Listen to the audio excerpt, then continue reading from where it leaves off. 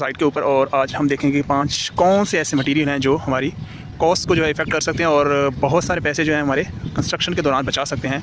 आप जैसे देख रहे हैं बीम, यहाँ पे इसके ऊपर एग्जैक्टली जो है वो पार्टीशन वॉल्स आनी है।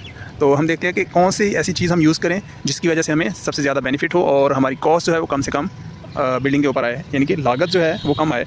तो फ्लाई ऐश ब्रिक, इसके बेनिफिट्स क्या हैं? 20% जो है वो रेड कलर की जो ब्रिक है उससे सस्ती पड़ती है हमें, स्ट्रॉन्ग होती है और इको फ्रेंडली होती है, यानी कि इसके बेसिक जो है वो 3 फ़ायदे भी हैं और ये 20% जो है वो हमारी कॉस्ट को इफेक्ट करती है और वो हमारी बचत करती है। बिल्डिंग के काम के दौरान एक और मटेरियल जो हम यूज़ कर सकते हैं उसका नाम है AAC ब्लॉक, यानी कि जो पार्टीशन वाल्स जो हाई राइज बिल्डिंग के अंदर लगाई जाती हैं। जैसे आप ये हाई राइज एक बिल्डिंग देख रहे हैं, तो इसकी जो पार्टीशन वाल्स होंगी, ये जो बॉक्स बने हुए हैं, इसके अंदर जो ब्रिक यूज़ की गई है वो AAC ब्लॉक यूज़ किया गया है, ना कि जो है वो रेड कलर की ब्रिक यूज़ की गई है। पिक्चर के अंदर आप देख रहे हैं AAC ब्लॉक, जिसकी तस्वीर आपको नज़र आ रही होगी, इस तरह का दिखने में कुछ नज़र आता है ये AAC ब्लॉक। इसके बेनिफिट क्या है? ये 30% जो है हमारी कॉस्ट बचाता है, हीट रेजिस्टेंस है, साउंड प्रूफ है और जो हमारा कंस्ट्रक्शन टाइमिंग है उसको सेव करता है, यानी कि इसकी इंस्टॉलेशन जो है वो बहुत जल्दी हो जाती है और हमारी जो कॉस्ट आती है ब्रिक के ऊपर, रेड ब्रिक जो हम यूज़ करते हैं बिल्डिंग्स के अंदर, उससे ये 30% हमें सस्ता पड़ता है और इसकी कंस्ट्रक्शन जो है वो बहुत जल्दी हो जाती है और टाइम सेविंग है।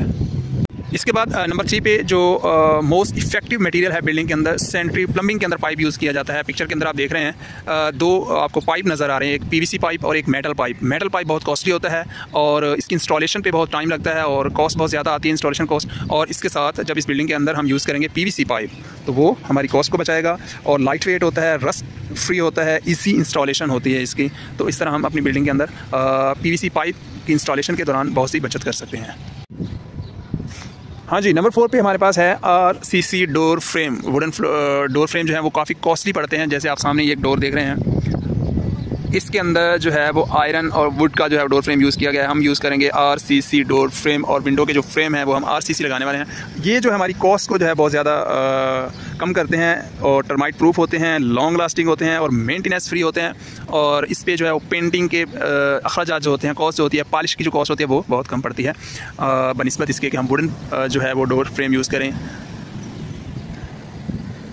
नंबर 5 पे हमारे पास जो मटेरियल है जो हमारी बिल्डिंग की कॉस्ट को बचा सकता है। जैसे आप यहाँ पे देख रहे हैं, यहाँ पे हम RCC जो है वो स्लैब डालने वाले हैं, क्योंकि ये बेसमेंट है। तो आप अपनी बिल्डिंग के अंदर जो है वो आप यूज़ करेंगे अपनी कॉस्ट को कम करने के लिए माइक्रो कंक्रीट रूफिंग शीट्स।